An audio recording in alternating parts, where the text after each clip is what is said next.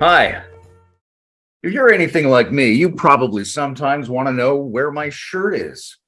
Maybe that information was mentioned in a podcast somewhere, but how are you going to find it?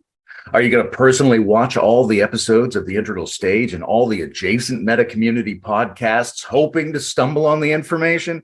Don't be stupid. That's too long of time.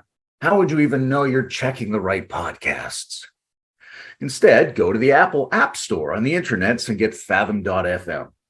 Fathom.fm is a meta podcast platform that not only figures out which podcasts you should be listening to, but which parts of those podcasts contain the answers to the questions you're interested in. Fathom.fm is making podcasts searchable, instantly chapterizable, and transcribable, and training up teams of suspiciously intelligent AIs to do the work for us. The digital universe is becoming curated by conversations and interfaced with through automated dialogue processes. So if you want to put yourself in the best position for digital synchronicity and distributed sense making this year, you may have to submit to our robot masters. Ask your doctor if cyborg interfacing is right for you. Fathom.fm. I do it. Hello, everybody, and even if you don't have a body, but you should probably have a body. I'm Layman Pascal, and this is the second installment of the journey to Cosmo-Erotic Humanism, which I joked last time might as well be called What the Heck has Marc Gafni been working on? Now, if you're not interested in the unfolding stages of meta-meta theory that he's been working toward, or if you're allergic to reckless praise and rampant examples of Talmudic etymology, or if you cringe at philosophical intricacies in general or hate me personally, this is probably not something you want to listen to. Go do something else. But if you're going to stay, we're going to build on the relationship between certainty and uncertainty that compelled Marc in books of those names we covered last time, and we're following that thread into the next volume called Soul Prints.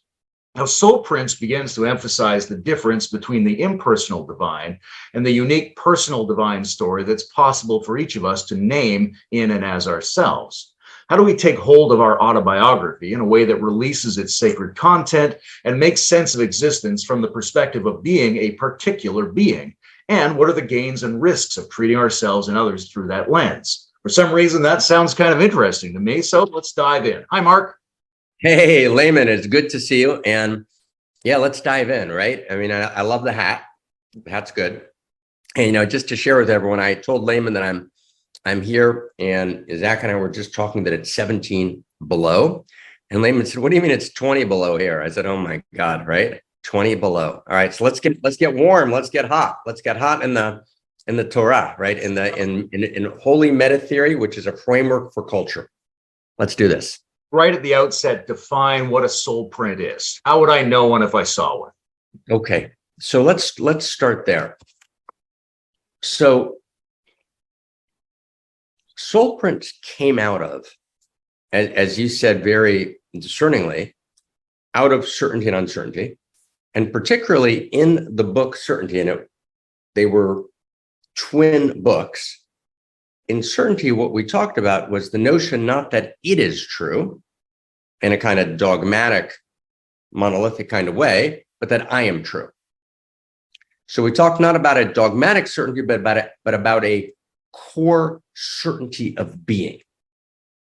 Now, as I was practicing and feeling and thinking, and those go together, those have to be happening together, with a kind of passion and almost a kind of a sacred, desperate urgency and prayer to really understand.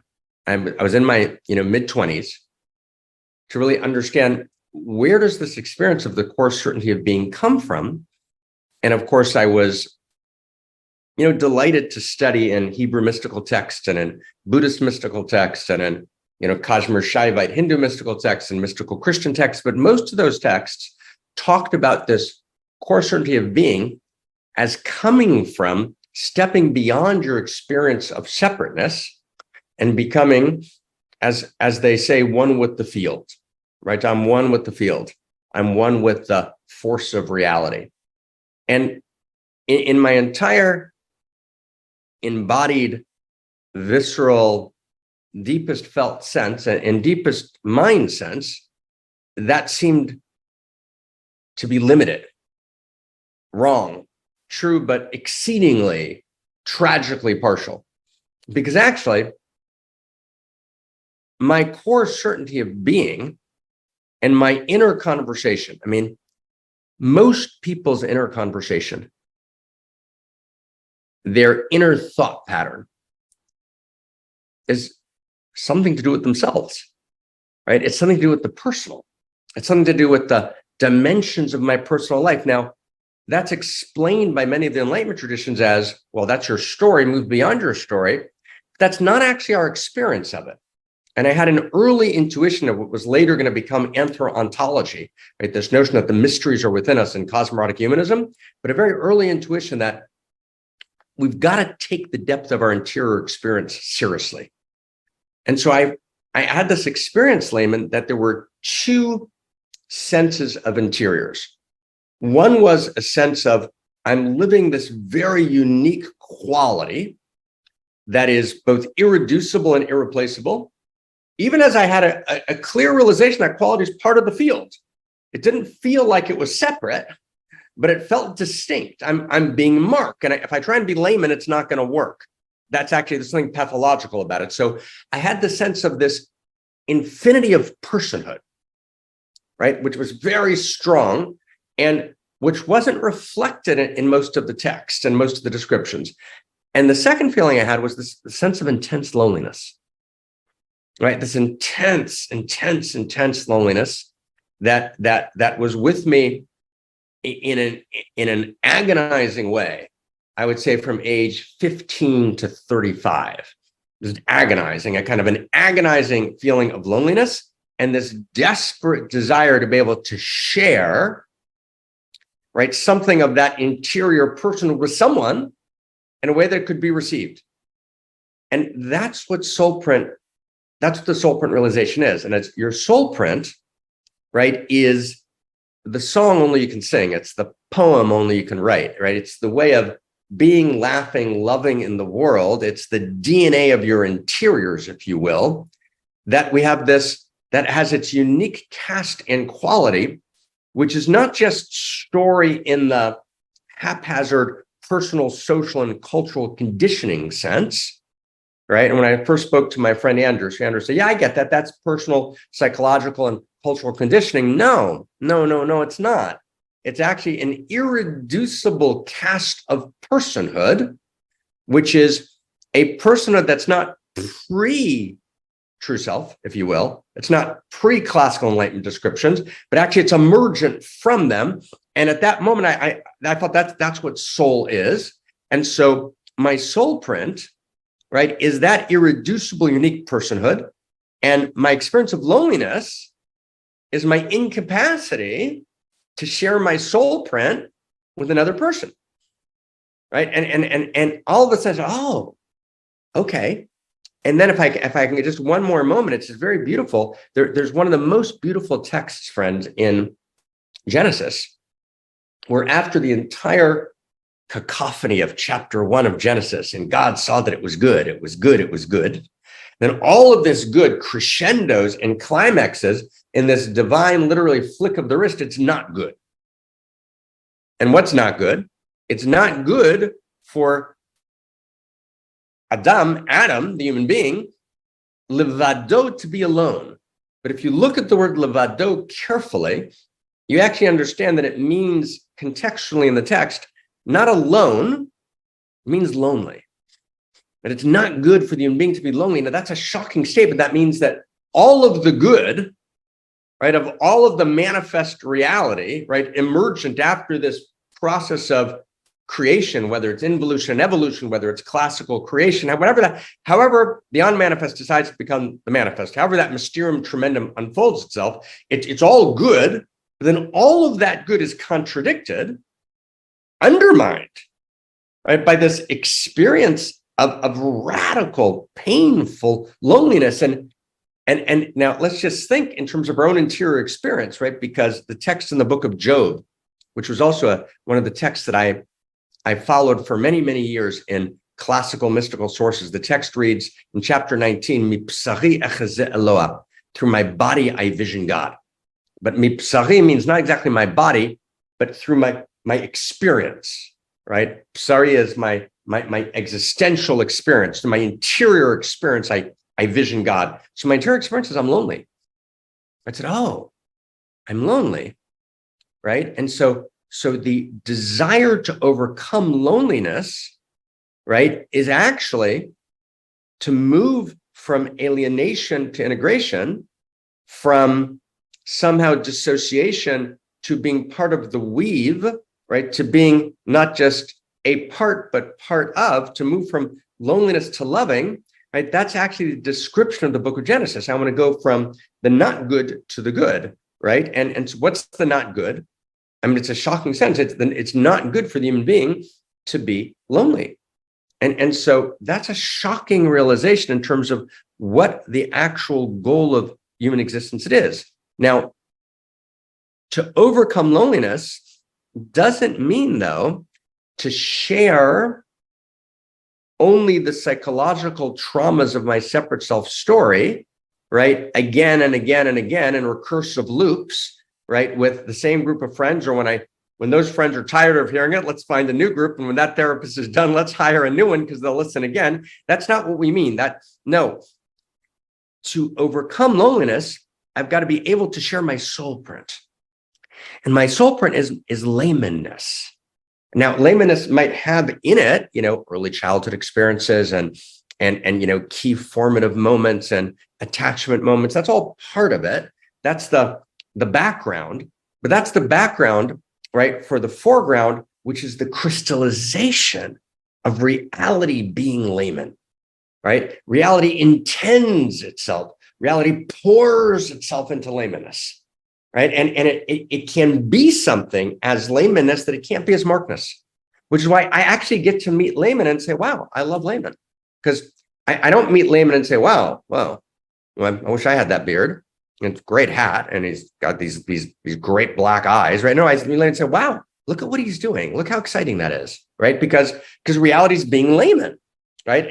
And so be able to share, right, laymanness, to share something of my essence with other, and to have that received, right, and felt and understood becomes the self-evident goodness of reality itself, right? And I remember, there was a woman, her name Betty Aaronkrantz, and I'm sure she's married, probably with a zillion kids and grandchildren living in Israel.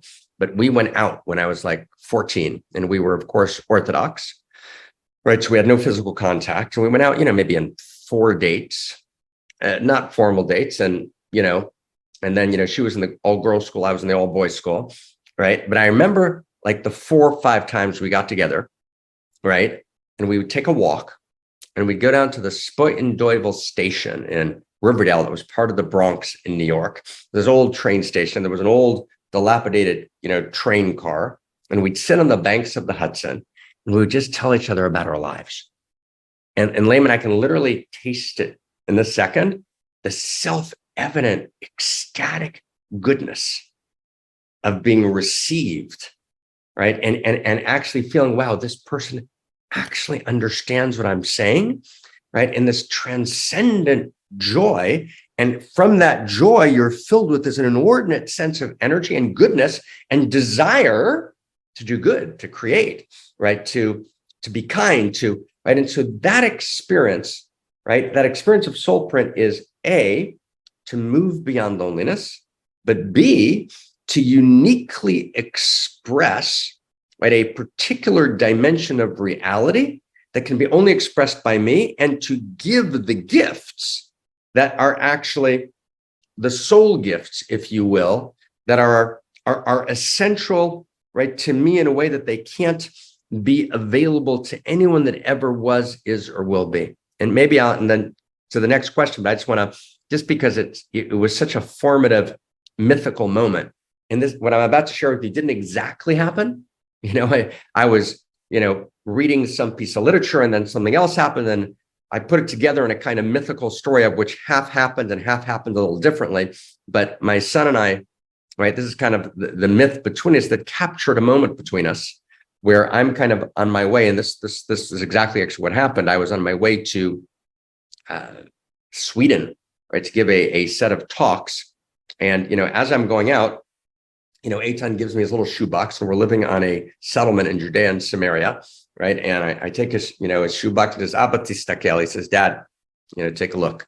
It's important. So I put it in my, I had a big, box of, books of, Aramaic books that I traveled with, and still travel with actually, and as a big suitcase of just, original texts. And I'm running around Sweden, feeling, self-important as 25-year-olds or 27-year-olds do, giving these lectures. And I get back and I come to the house, and, little Eitan is up, and he says, Abba, and he looks at me, right? And I look at him, and he realizes I haven't looked at the box, and this little tear kind of trickles down his cheek. And I say, Afshar od chance, could I get another chance? And I run to the car, this, broken down red Subaru, and I take out the suitcase, and from the bottom, there's the box, and I open the box, and there's like a door handle from an apartment in Jerusalem, and remember cross pens, right? A little silver cross pen, right? And an old picture of his, mother, from a local newspaper in Florida, and a bunch of things. And I said, Eitan, Eitan, what is this? What is this stuff? And he says, Abba, zed dvarim sheli, this is my stuff, right? Natati lecha, I gave it to you, v'lo kibalta, and you didn't receive it. Right. And at that moment, and we've done better and better, right? And he's a gorgeous, gorgeous young man. But that's what a soul print is, right? I've got a box, and in that box is my stuff. And it's not just my story, small s. It's my story as chapter and verse in reality story, right? And this is very, very important in the lineage, right, of the interior sciences. The oldest lineage document in Hebrew wisdom is called Sefer HaYetzirah, right? The book of creation, right? And it's, very, very short text. And key to the text is 3 words: Sipur, story; Sefer, book; Sapir, sapphire, as in blue light and mystical vision. So Sipur, Sapir, Sefer, those 3 words are core structural words in the innate, right, interior intrinsic structure of cosmos, reality, all the way up and all the way down. In other words, and I'm now actually, Layman, finishing a book on story and on the structure of story as a first principle and first value of cosmos. It's a key part of Cosmo-Erotic Humanism. So it started here. This book actually started here, was this realization that story is not, the postmodernists got it wrong, right? And the postmodernists joined, and I remember being 27, 20, oh my God, the postmodernists and the Buddhists created this unholy alliance. And I love postmodernism, I love Buddhism, because they both have so many gifts to give us. But in this particular area, wow, what a tragic undermining of human reality. They both kind of said, oh, no, we reject story. There's these movements against story. Postmodernism, it's right, deconstructs the story. Our friend Harari, right, Yuval, right, my dear friend in Israel, right, kind of as a kind of, and I mean this not in a negative way, but a kind of parrot. He's not a good philosopher, but a kind of parrot of postmodernity. All stories are fictions, figments of our imagination, social constructs. Chapter 2, Sapiens, or chapter 7, Homo Deus. So, and he's coming from this kind of Buddhist postmodern merged perspective where story's not real. No. Check inside. What's real to you? What's real to you is love. What's real to you is your partner. What's real to you is your kids, your friends. And what's real to you is your story. Not because you're a narcissist, not because you're lost, right? The reason you're thinking about yourself all the time is not because you're a contracted, hidden narcissist that you can't get out of your monkey mind. You're thinking about yourself all the time because you're overhearing the divine, thinking about you. You're eavesdropping on the divine conversation. So my story is an ontology of reality, which is more God to come, right? It's a new dimension of divinity that never existed before. So that's what Soul Prince is. Soul Prince is that realization of the kind of ultimate ontology of my personal story, but my personal as an expression of the field. The soul lives in the larger field. So that was the Soul Prince expression, in a word. That was maybe a little more than a word, right? But yeah, it gives you just a taste of it. I'm so excited to be talking to you about it. There's a really interesting logic that sets that up, right? This that we're all lonely, that the solution to loneliness is a conversion to lovingness, but that conversion isn't necessarily straightforward. Just like we can't be stably happy by trying to become happy, we can't even beyond loneliness directly. Instead, we expect those changes to emerge as side effects from living a meaningful life, but that's also not enough, because many meaningful lives are unhappy, contracted, and lonely because the way they pursued meaning isn't personal enough, not unique enough. Right. And that's the chapter, what you just summarized perfectly, right? As you always do, right? And, a bow to the precision and fineness of your mind in these particular ways. It's not an easy thing to do. You just summarized perfectly the chapter on joy in the book. It says exactly that is that chapter, which is that essentially joy is a byproduct, not of living a meaningful life, but living your meaningful life, right? In other words, personhood, right? And story, right? And this is how we're going to later say it in Cosmo-Erotic Humanism, our first principles and first values of reality. And without me embracing the depth of my story, right? In other words, we spend so much time trying to evade and escape our stories, but it's only from my story that I transform. It's from my story that I become heroic. It's from my story that I love. And it's if I'm not actually living my soul print, I can't love you. Because as long as I'm not living my soul print, then I'm actually parasiting off of you.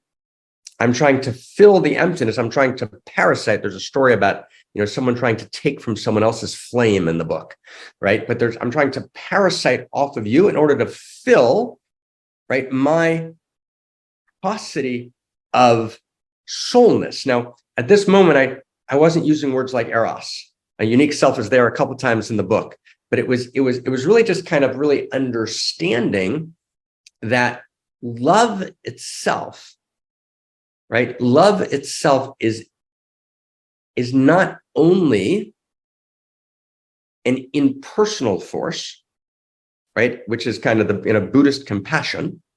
Buddhism transformed, right, love into a kind of karuna, and it's a kind of impersonal compassion. Love is the most intimate and personal force.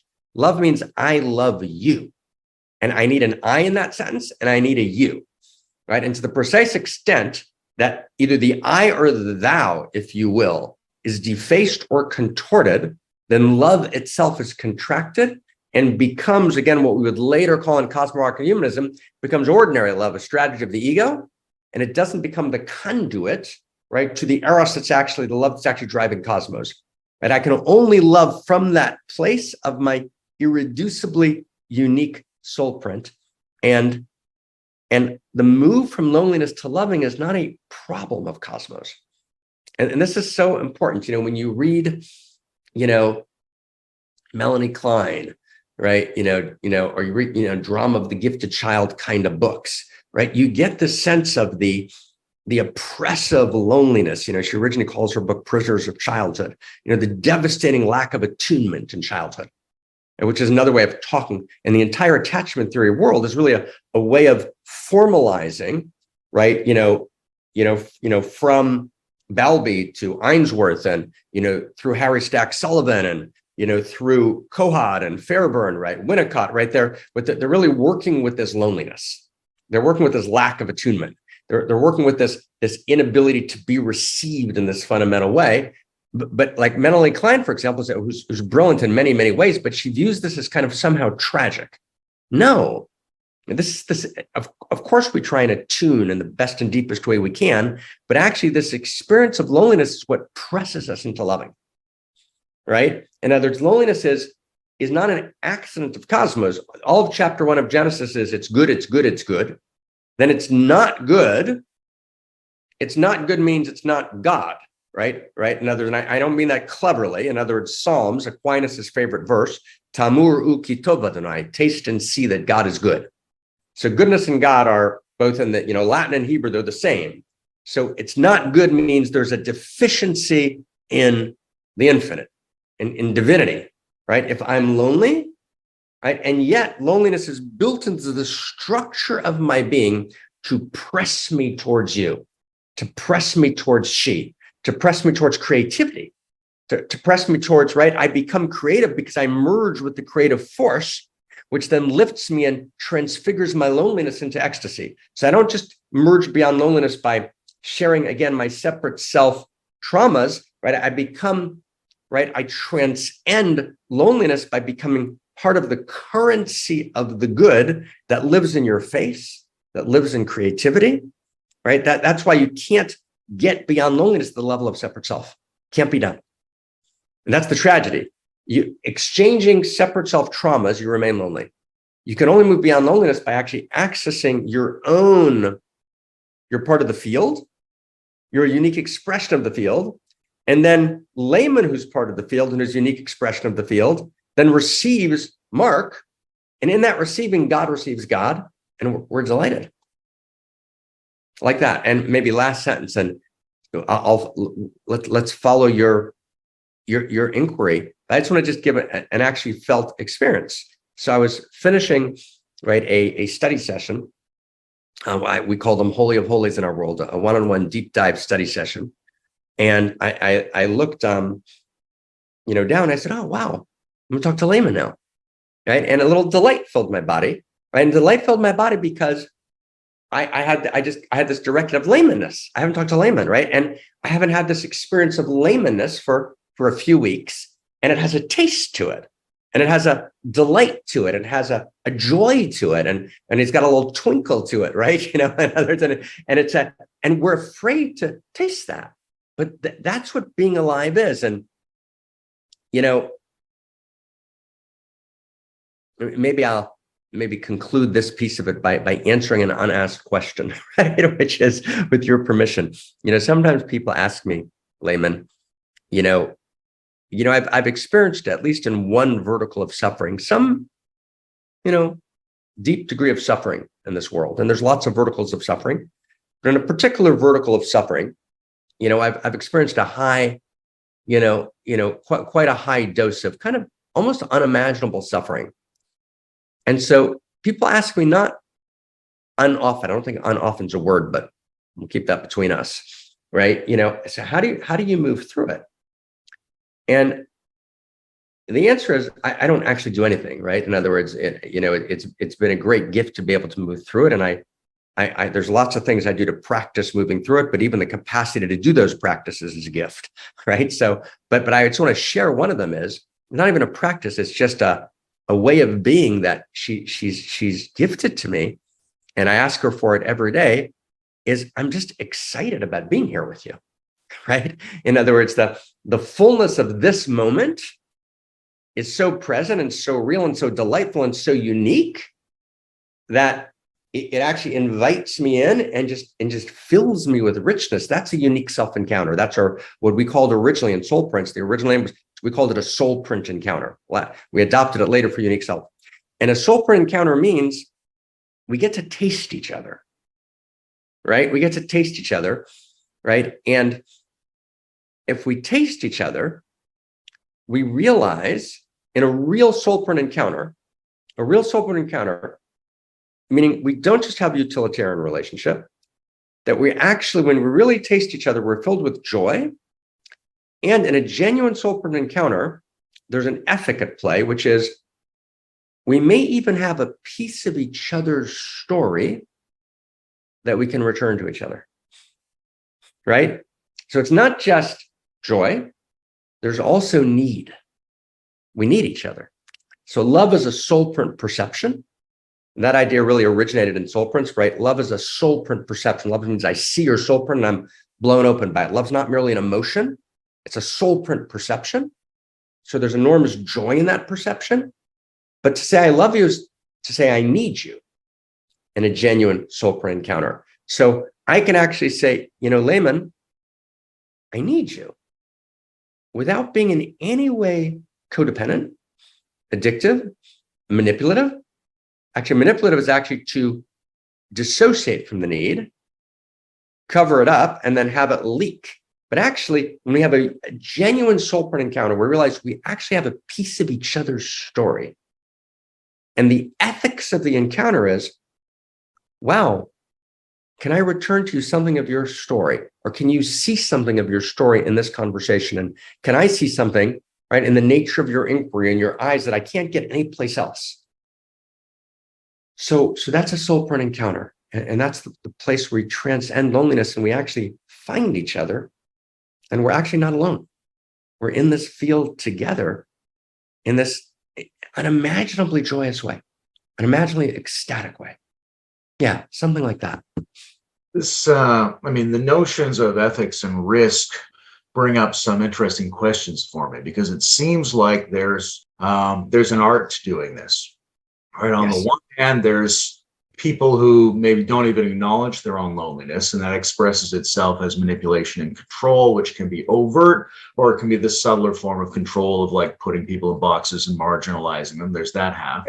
On the other hand, there's the sense of, getting a premonition of other people's soul print and really sympathizing deeply with people's loneliness and the possibility of a kind of haste to get past people's surfaces and break through to their sacredness. Like, how do we juggle these sort of two twin dangers? Yeah. So give me, I want to hear again. I want to listen more deeply.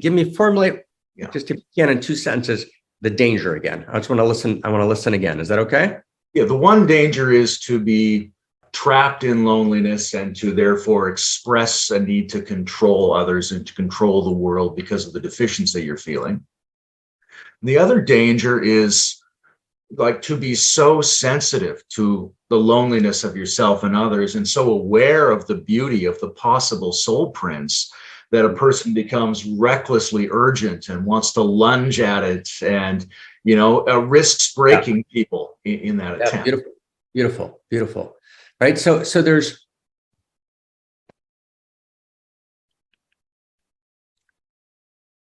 it's so deep. It's like the inside of the inside. It's like it's so the deepest of the deep, right? It's so holy of holies, right? This dance.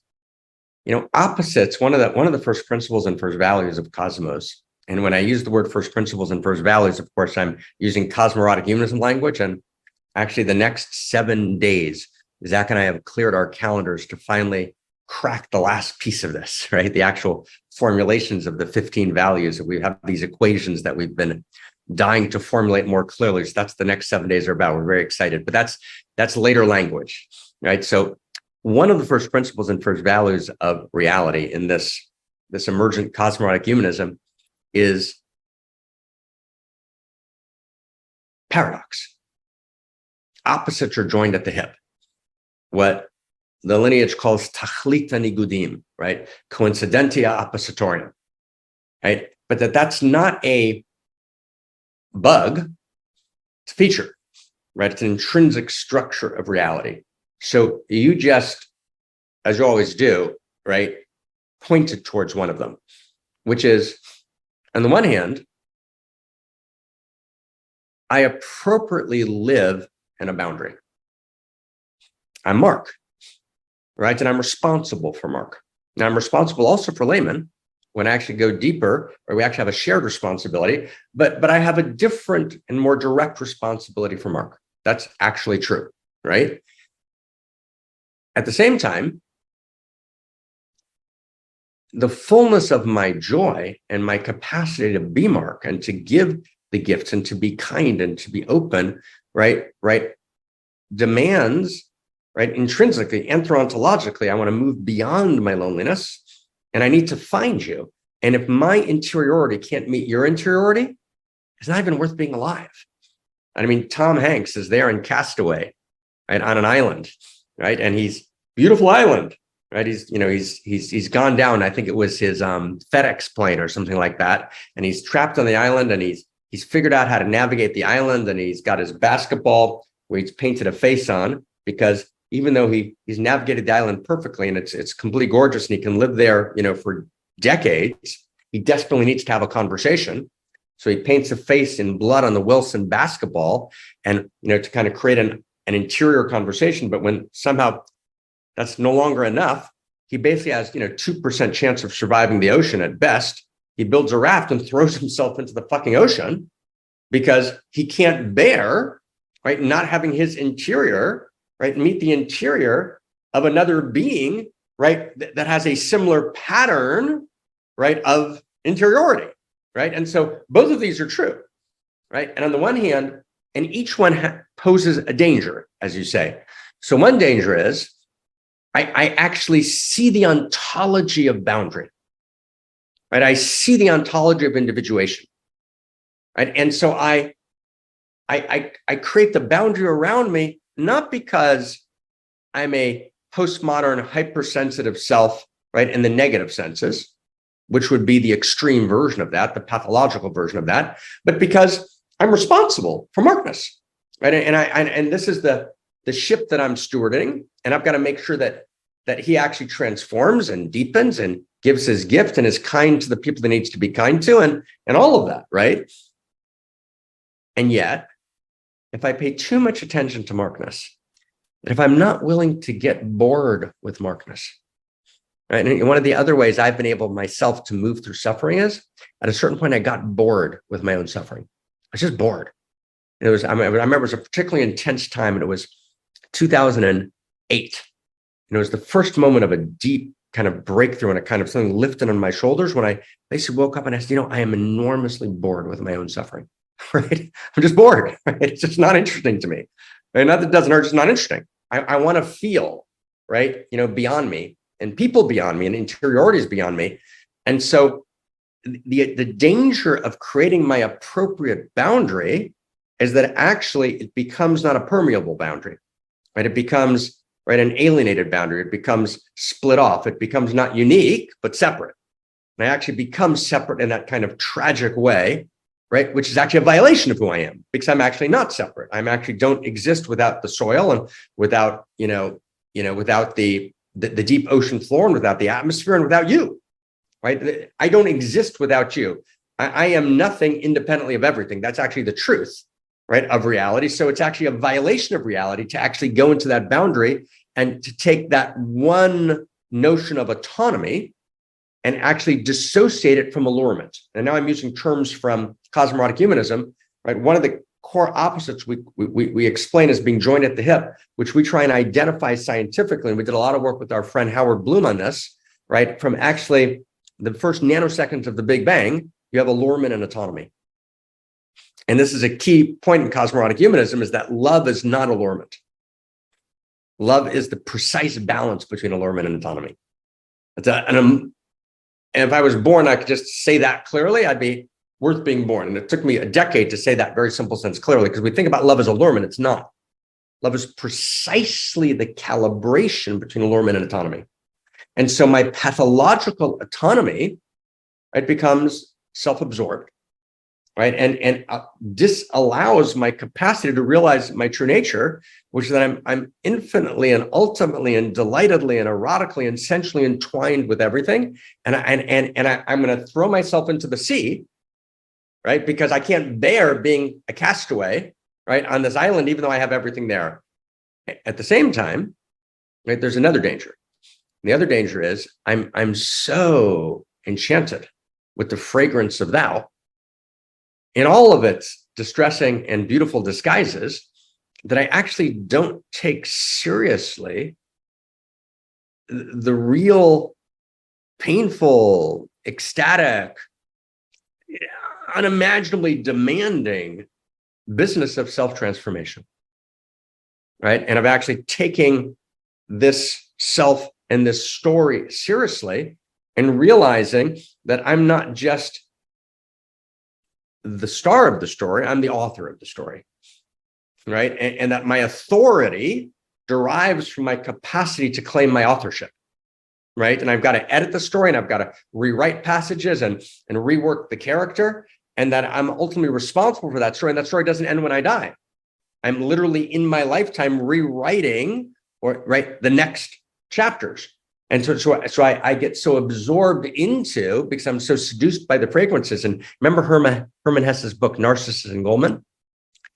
In some sense, Narcissus and Goldman is about this, right? And that's Goldman is enchanted. And I loved Goldman, as you can imagine, right? In other words, I was 15 reading Narcissus and Goldman, ecstatic, right? And then I realized the Goldman crashes, right? He's so enchanted. He's so infragranced, by it all, that he actually doesn't actually take his own rigor of self-transformation seriously, which is an ultimate danger. And so you point very beautifully right, to what we would now call allurement and autonomy, right? And each one, right, lives in dialectical, paradoxical relationship to the other, and wholeness comes only from living the depth of my allurement and autonomy, which is an expression. Now we're in Cosmo-Erotic Humanism, we're out of soul prints, which is an expression of the very allurement of and autonomy that lives all the way down the evolutionary chain and all the way up.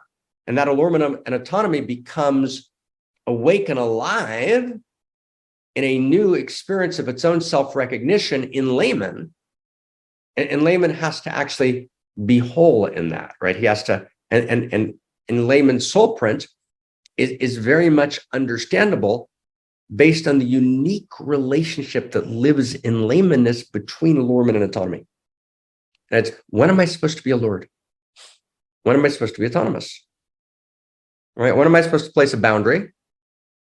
When do I allow myself to be seduced by you? And by seduced, we mean, right, not unholy seduction, which is the breaking of the appropriate boundary for the sake of someone's greed, but holy seduction, the way it's used in the text, right? Breaking the inappropriate boundary of contraction for the sake of my deepest need. And that distinction is really what you're pointing to, right? When do I allow myself to be, Liner, my lineage teacher, right, says that the reason Joshua becomes Moses' successor because he was willing to trust Moses to seduce him. It's beautiful, right? And it's a big deal, right? That trust. I trust your line of inquiry. I trust your listening. I trust your speaking, right? I trust you to seduce me into this wider space. And there's a holy of holies, which I'm ultimately responsible for. And I can share something of it with you. But there's actually an ultimate, after all of the sharing, Avi ve'imi yazvuni v'Adonai yasfeni. My mother and father will leave me, and God will gather me up.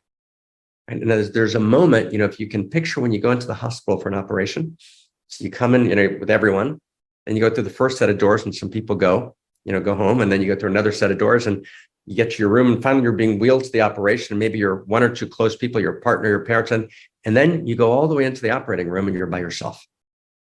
Right? So that's that moment of my father and mother have left me, and God gathers me up. There's an untranslatability of laymanness, and there's a dimension that he might never be able to share with Marc or even with his closest person, and she has to be in devotion to laymanness there. And that's that other place that that's the place I have to nurture. That's my holy of holies. Part of it I can share with you, allurement, and I'm desperate to share it with you. I'm desperate to overcome that loneliness. And part of it can only be shared by the divine, by Adonai Asveni, and God gathers me up, right? Like that. Yeah, so beautiful inquiry. Thank you. Thank you. Yeah, beautiful. I'm thinking of H.P. Lovecraft. I don't know if you're familiar with him. He's a postmodern amateur horror writer from the early 20th century. And he had a character named Randolph Carter who showed up in several of his stories. This guy was delving deeply into esoteric mysteries and studying the forbidden books and seeking out the masters and journeying to fabulous places. But over the course of the multi-story narrative, he realizes that what he's seeking can only be found in the dreams of his early childhood, and he attempts to get back there somehow. There's something poignant about that, about this sort of essential personality we had before the social personality started to come online. And that's an interesting place to look for some of the unique pattern that makes us be ourselves. And I'm curious, what where you were when you were 4 or 5, what you see in the early life and what you take out of that as a sign of being your unique divine pattern, and maybe what that tells us about the need to look to early childhood for aspects of our sacred autobiography. Yeah, beautiful, beautiful. So that's a gorgeous inquiry, and I want to just note for a second, this word that we deployed in Soul Prints in part 4 of Soul Prints, which is my favorite part of the book, which is called Live Your Story. And I think I mentioned that I'm trying to complete in these months a book on story. It also appears in this work that Zach and I are about to, put out on values, where one of the core values of Cosmos, right, is story. And story, when it appears at the human level, what we're going to show is that story is actually a structure of cosmos, as we talked about earlier. But when story appears at the human level and becomes conscious of itself, it becomes what I call in Soul Prince your sacred autobiography. And the term sacred autobiography is helpful because you get the sense of your life being a sacred text. And that's inordinately important, that there's actually essentially three kinds of sacred texts. There are actual sacred texts, which are enormously important, right? The sacred texts of the collective gnosis of realization that are an enormously important part of culture. And one of the things we're working on at the center is the reclaiming of sacred texts. And one of the things I do with people with great delight and joy in Holy of Holies is to share and study sacred texts. And one of the things I'm with Goddess's Grace, I'm working on that, is actually writing new sacred texts, not in Western prose form, but as sacred texts. We need to write sacred texts that come from that place in us, which is, clarified and purified and participates in she. So there's that kind, there's that kind of sacred text, but there's a second kind of sacred text, which is the text of your life. And when Leonard Cohen sings about, who shall live and who shall die, the book of life, he's drawing on this realization, which is sefer, one of those three words that we talked about earlier in that original interior science text, Sefer HaYetzirah, the book of Yetzirah. And sefer means book, Sefer Chaim, the book of your life. And what the book of your life essentially means is sacred autobiography. In other words, book meaning it's a text. Your life is a text, and there are textual parallels, and there are punctuations, and there are themes, and there are plot lines. And you begin to actually read your life as a script, as a text. Right? And then you begin to participate in that text. And so one of the deep pieces of work we try and do together in this Holy of Holies process, right, is to actually, the first thing I'll ask, I did it myself, right, Layman? I spend 7-8 weeks, wrote probably 150,000 words just writing my own sacred autobiography. So, and just that's what I did. I just wrote all day without stopping, all day, just to see what came out, to do that process. And I've asked many, colleagues and students to, as the beginning of a process of moving towards transformation, to actually write your sacred autobiography, which is that your life is a sacred text. And then, of course, there's the sacred text of Cosmos, right? And those are the first values and first principles of Cosmos. That's the other conversation. So let's stay within sacred autobiography. And now let's return to your beautiful inquiry. So let's go to childhood. Okay, so what role does childhood and these early memories, these early stories have in your sacred autobiography? And it's an enormously important question. And I want to see if we can handle this, because this is enormously important as part of kind of a new vision of kind of postmodern psychology. And Lori Galperin, who's been with the think tank for a decade and who's a brilliant, trauma therapist, and, very, very, very practiced, and has written beautifully. Her and her partner, Mark Schwartz, is finishing a book. We're finishing it together called Unique Self-Recovery, which is about how to revision, right, the mental models, of treatment.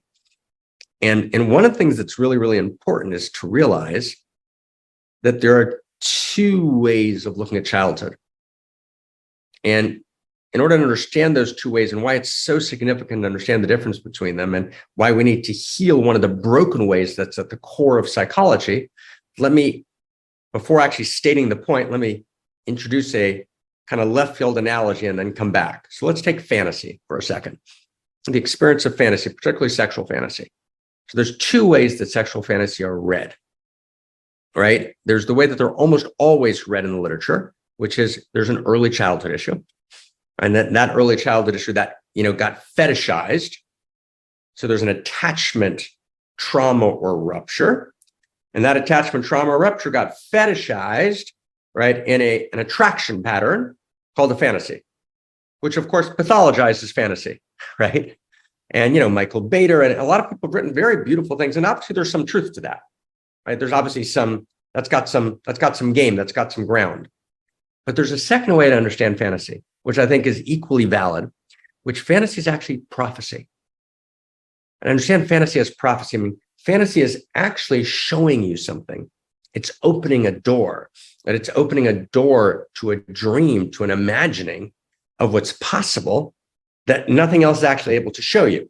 Now, you neither want to miss the early childhood dimensions of fantasy, but nor do you want to miss the prophetic dimension of fantasy. So the same thing's true with early childhood.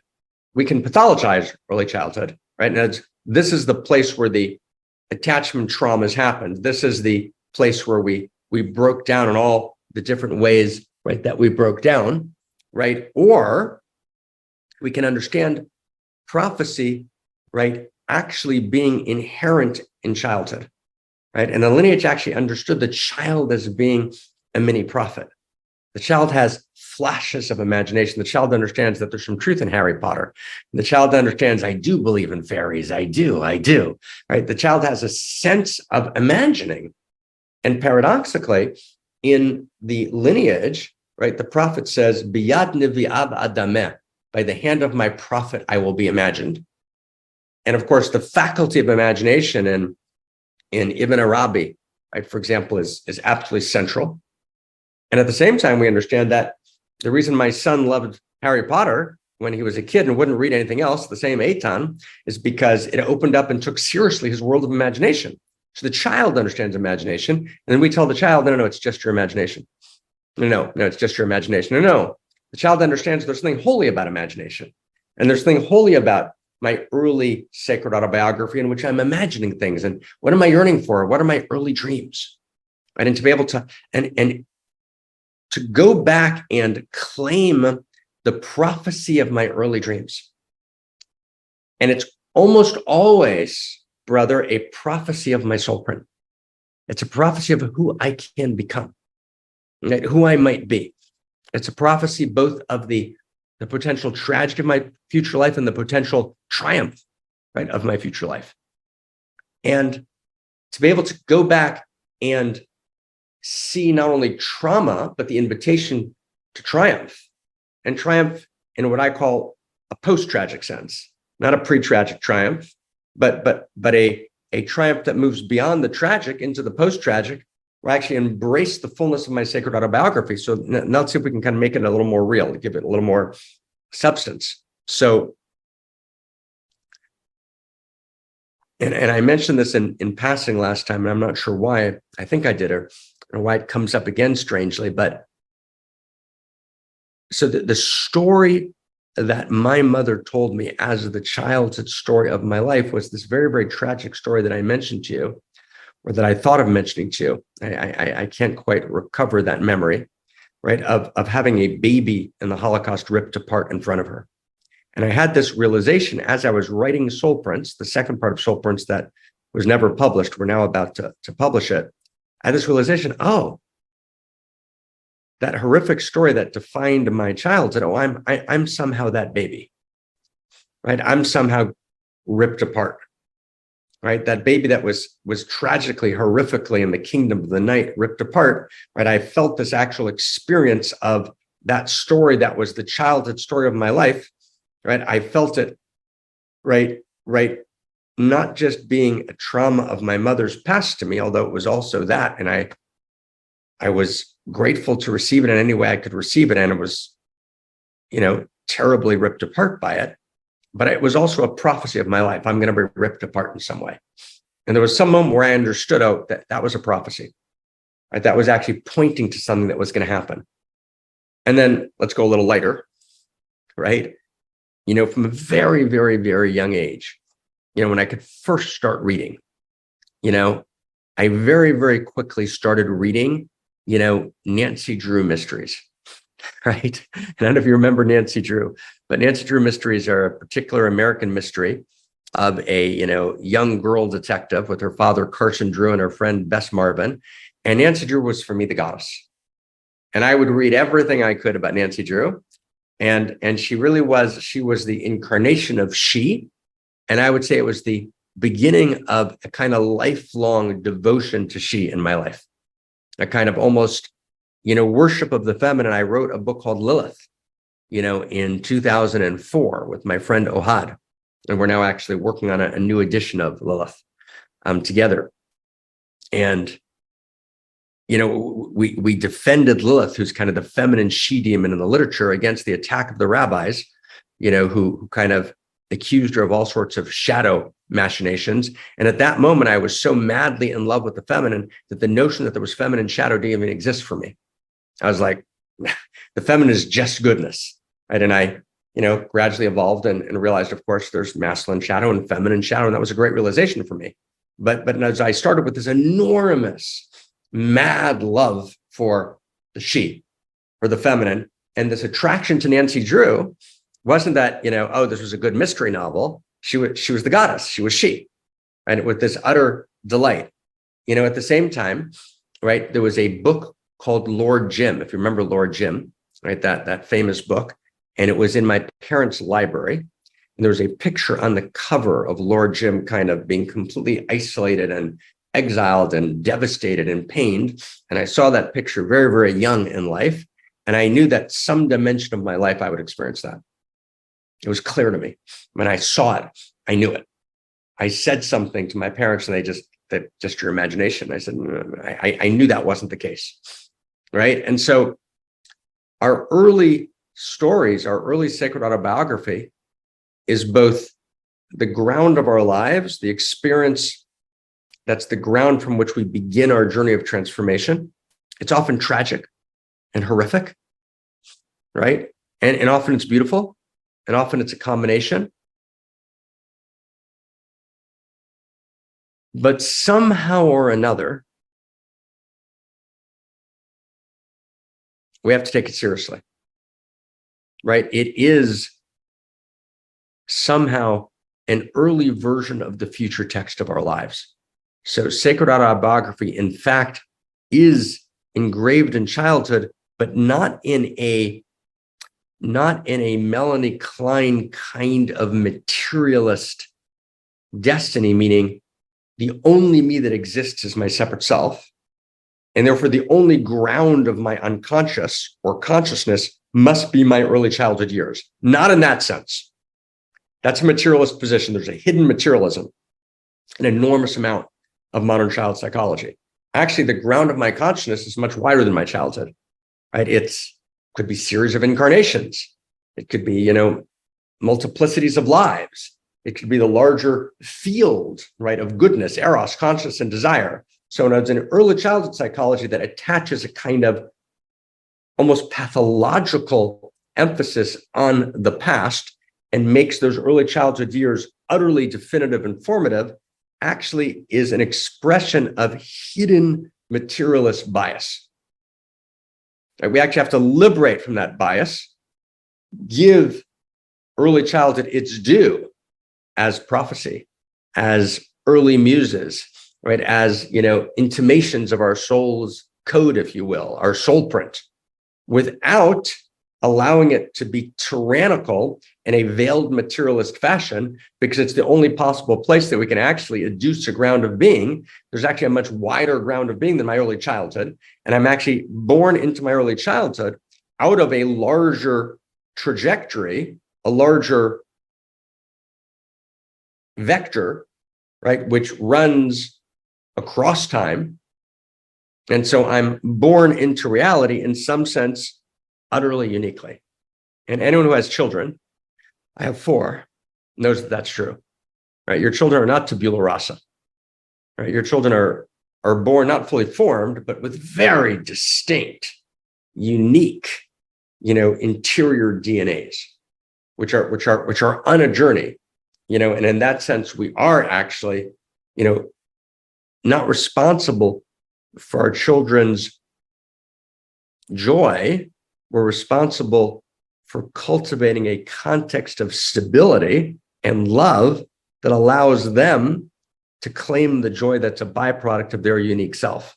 But they're formed by something much larger than our earlier environment. in our early environment is in devotion, right, to our children being able to live that which they were formed to live. So it's a very different notion of parenting. Parents in devotion and in service, right, to this being, right, that's come through, and there's not ownership, there's devotion.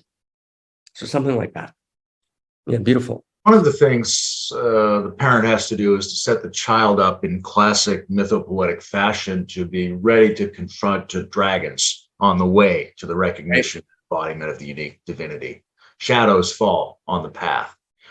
And people who don't acknowledge that tend to project it onto others. And so it seems like integrity requires us to notice and anticipate and somehow love the dragon and the shadow as a radical act. But when is that too dangerous or more trouble than it's worth? Like, one of the things that came up for me reading this is the question, like, what distinguishes between the radical spiritual gesture of overcoming binaries and transmuting darkness into a prodigal light on the one hand, and the ancient spiritual notion of repelling evil? How do we tease apart the reactive shadow from actual danger and malevolence? How do we? That's a huge, right? That's a huge inquiry. And what Layman, what you're referring to, of course, and I actually didn't know whether we were going to engage that in this dialogue or the next one. I wasn't sure, but in Soul Prints, there's a part 2 of Soul Prints that actually is not published, although in the Soul Print workshop, which is, available online, there's CD 5, I think, is about this question, about this engaging the shadow, this befriending the dragon, right? And what's the relationship between, and so let's see if we can try and unpack this for a second, because it's insanely important. So there are always dragons on the path, and Taninim, dragons, is a language of the Zohar. It's one of the key languages of the Zohar. It appears in key Zoharic texts, and the Zohar has a kind of sub-motif, sub-strain, subplot line, if you will, the great drama of the Zohar, which is the Book of Radiance, which is, the major medieval book of the radiance lineage of Hebrew wisdom. So there's lions and tigers and bears, but really it's dragons. And dragons means the darkness. But the darkness means not evil. It's called Atziluta Smalit, the left-handed emanation, right? That which is beyond the binary, right? And so, like a classic text of Solomon, let's say in Ecclesiastes, chapter 2, verse 7, greater is light than darkness, greater is wisdom than folly, a binary, is reread by the Zohar, volume 3, page 47a, not greater is wisdom than folly, or greater is light than darkness, greater is light that comes from the darkness. Greater is wisdom that comes from the folly, breaking the binary and opening us up to this kind of larger field. And so what's that about? And when is that dangerous? When do we need to actually place a boundary and say actually no to the darkness? And when can we only actually fructify and transform and be in joy by actually, and I don't want to use the word integrating because it's an overused and imprecise word, but weaving the strands of the darkness into the larger fabric of our soul print. And that's an enormously important issue. It's actually the ultimate issue of every life. There's an incredible work by Martin Buber called Or HaGanuz, the hidden light. And Buber names the hidden light. These are a series of stories of enlightened masters, Hasidic masters. And what he's actually saying is, he's referring to a lineage text which says that at the moment of manifestation, source, divinity, the infinite, hid the essential light, la'atid lavo, for a future time, and only a fraction of that light's available in this world. But of course, in the lineage, the future time is always the future that's inherent in the present, right? When we actually transform my consciousness. So there's this deeper light, there's this hidden light, right? That's available. And of course, the stories of these masters, these avatars, are incarnations of this other possibility. That's what he means. And there's this other human, there's this new human, there's this new possibility, what I call with Zak and Cosmo-Erotic Humanism, we call it the fourth Big Bang, right? Different conversation. So where did this light go when reality manifested? So the Midrash, the Zohar says it was hidden. So there's a long passage in the Zohar, which is very elliptical and hard to read, but basically the Zohar says, so where's it hidden? Right? In New Jersey? Right? Where'd it go? Right? Where's this light hidden? So the Zohar says, b'chashucha, in Aramaic, in the darkness. Right? And it's this original light, this new possible human, right? This new potentiation of who we could be. Right? Where's this light hidden? B'chashucha, says the Zohar, in the darkness. So am I willing to enter the darkness? Right? And of course, the famous Nazar Din story that made it into kind of general, meta culture of a certain kind is, the man who's, searching under a light in Nazar Din, right? Who's the man who's searching is confronted and said, why are you searching under the light? You lost whatever you lost in the forest. And he said, I'm not going to look over there. It's dark. Right? And I'll look here under the light. And of course, the absurdity of the story, I've got to look where it got lost. And I've got to be willing to enter the forest. I've got to be willing to enter that place. So what does that mean? And how do I enter it? And at what point do I slay the dragon? Is really what you're asking. When do I slay the dragon, which is a classical Western myth? And when do I embrace the dragon? Right? And I have maybe for 30, 40 years, I can't believe I'm that old, right? Right. Maybe I was doing that since I was 4. That would make me younger. But, I've asked the question in teachings, and I always say, just in a kind of flippant way, we'll give, $100,000 to anyone who knows the answer to this question, which is, the great riddle. What did Adam say to the snake in the Garden of Eden? Right. And of course, the answer to the question is nothing, because men don't talk to snakes, they kill them. Right. In other words, and the snake is the dragon. Right. The snake is the other side. The snake is evil. The snake is that which we need to place outside of the city, right? Outside of the boundary, appropriately so. Right. And yet the leper in the book of Leviticus says, Badad yashav michutz lamachana, needs to sit alone in the darkness outside of the camp. And Jacob, that the great passage of Jacob's transformation, when Jacob becomes Israel in chapter 32, when he wrestles with the divine, he becomes a God wrestler, happens when Jacob is vayivater Yaakov levado, he's lonely, he's left in his loneliness, the same word as chapter 2 in Genesis, and he wrestles with his own interiority, he wrestles in the darkness, and only when dawn comes and he's wounded, he's the fisher king, he's the wounded fisher king, does he claim his name. He becomes Israel by wrestling in the darkness. So how do I know when to give the dragon flowers, right? And when to slay the dragon, right? And in some sense, if let's just feel into it together, the deep mythos in Hebrew, the deep mythos of culture is, can the princess who's become a frog be kissed by the prince, or can the prince who's become a monster be kissed by the princess, into their full royalty? I mean, that's actually the Beauty and the Beast. It's all the same story. It's the same myth that runs through every culture, right? And it's only the beauty who can transform the beast, right? Meaning, right, she's willing, it's that quality of she that's willing to engage the beast. Everyone else runs away from the beast.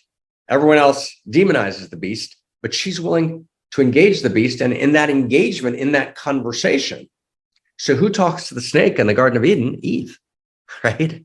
Because Adam doesn't talk to the snake, Eve does. She starts a conversation. Now, that conversation is demonized, and in some sense appropriately so, by the mainstream of the lineage, because it's dangerous to talk to snakes, right? Snakes kill you, right? Snakes they're the kingdom of the night, right? Snakes are pathology. Snakes are evil, right? So, and our instinctive response to snakes is violent and self-protective. And so Adam doesn't talk to the snake, but Eve does, right? Eve does. Right? And Eve engages the snake. And there's this almost sensual dance understood by the lineage sources between Eve and the snake. And an entire set of lineage sources say that they made love, right? Right. And I see it's getting dark in here because we're talking about the darkness. So I'll turn on a light for a second, let there be light, but appropriately so. So Eve is willing to talk to the snake, and there's an entire set of lineage sources saying that they made love. right? So there's this, right? There's this very dramatic encounter. And in the lineage, Nachash, snake, Nachash, you can feel Nachash, right? Snake is the same numerical value, because in Hebrew, every letter has a numerical value. And one of the ways that Hebrew plays with hidden meaning is by words that have complete different obvious meaning, but a shared numerical value. And that's called, as you know, I'm sure, brother, gematria. That's the name that's given to it, that play of the lineage. So the famous three words which are understood by those who understand, that's a quote from the lineage, is Nachash gematria Mashiach. The gematria, the numerical value of the three Hebrew letters which constitute the word Nachash, snake, they have the same valuation and numbers as Messiah. Meaning, she was right to talk to the snake. And that's the biblical story in which Eve is somehow demonized, is actually transformed in the lineage text. You actually have to engage the darkness. Now, let's see if we can, in our last couple of minutes, we can make a distinction. So how do you know? And that was your inquiry, right? In other words, when, right? That, and of course, there's not going to be a kind of general and obvious formula, right? But I think there's something we can say to this. And, this conversation began in my heart, in very, very early. And again, in that Soul Prince workshop in CD5, we have a very, very big conversation about this need to engage and transmute through the shadow. But how do we distinguish? And so in later work, in a work called Radical Kabbalah that I look forward to talking to you about, right, at the right time, and in Cosmo-Erotic Humanism, there's this very strong idea, and I had a couple of wonderful conversations. I'll send you a link to them. They're on the site with Elliot Ingersoll. We had some beautiful conversations on shadow, and Elliot was very excited about this theory of shadow that's at the center of Soul Prince and unique self. So, and we offered a distinction. Here's the distinction. There's generic darkness and there's generic shadow, and darkness and shadow are not quite the same. Shadow is kind of the darkness of the personal psyche, right? And darkness in general is kind of the general qualities of darkness that are not obviously good, right? It's the darker, the raw, the primal. And just for time's sake, I'll just let those kind of sit together elusively, but there's kind of general shadow or kind of general darkness. And then there's darkness, which is unique to me, right? There's darkness that has my signature on it, right? There's a unique place where there's a particular quality of darkness, which either comes from me being dissociated from my light, which is my soul print, my sapphire, my blue light. And my blue light, my sapphire, is in the lineage, right? The unique expression of my Sipur, my story, which is my Sefer, which is my book of life, which is why in most meditative traditions, blue, whether it's in Kashmir Shaivism or Hebrew lineage, right? In other lineages, Taoism, blue is the experience of my story, my personal story. So Muktananda, for example, would talk about the blue light as the experience of the you that is somehow personal, and that experience and that realization of that you that merges with the large you is the blue light. So Sapir is the blue light. So Sapir, the blue light, my personal story, which is my Sipur, right? That light, when that light is split off, it goes into the darkness. And so the shadow or the darkness is actually my unlived light, or my unlived unique configuration of light, or my unlived soul print. Now, the shadow is soul print distortion, right? And on the personal level, and there's a darkness that has my signature on it, right? So on a personal level, shadow is that darkness of mine, which is actually my distorted soul print. So it actually has the signature of my soul print on it. It's my story. I've got to find that story. I've got to access that story. I've got to live that story, because it's actually my unique soul print distortion. And if I don't actually transform that soul print distortion, I can't actually come to the light, right? And there's many, many experiences of that where I actually have a direct and clear experience that some dimension of my life that I'm not living, some part of my story that I'm not living is now in darkness. And that need for it to emerge is desperate.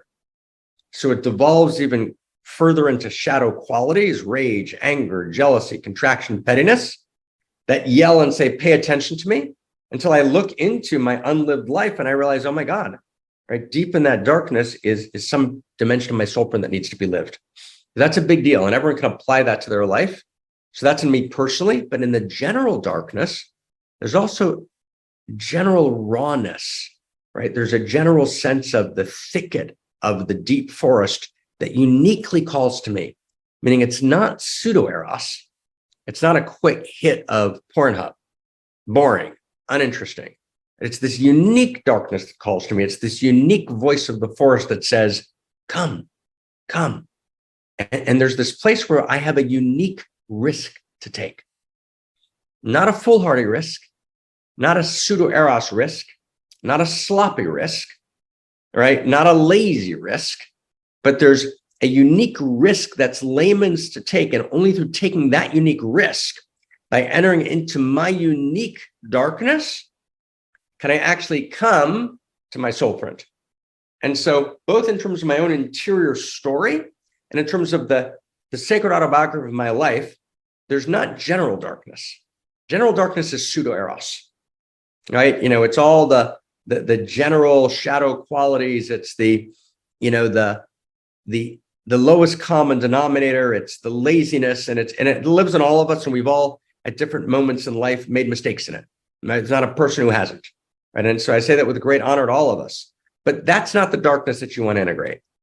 The darkness you want to integrate is the darkness which comes from your unlived soul print, right? Which beckons to you, right, from the darkness, right? So that's the unique darkness. That's the unique thicket of forest that's yours to enter, right? And without entering that forest, without confronting those demons, without talking to those dragons, you can never become whole.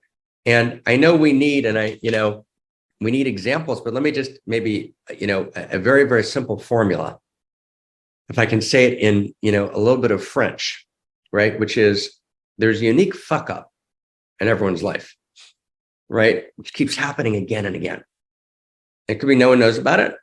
It could be that it gets displayed. It could be it gets distorted, but there's a unique pattern of fall, of crash, right? Of devastation. There's a unique darkness that keeps haunting your dreams in your life. There's a unique fuck up that's a recursive loop in your life.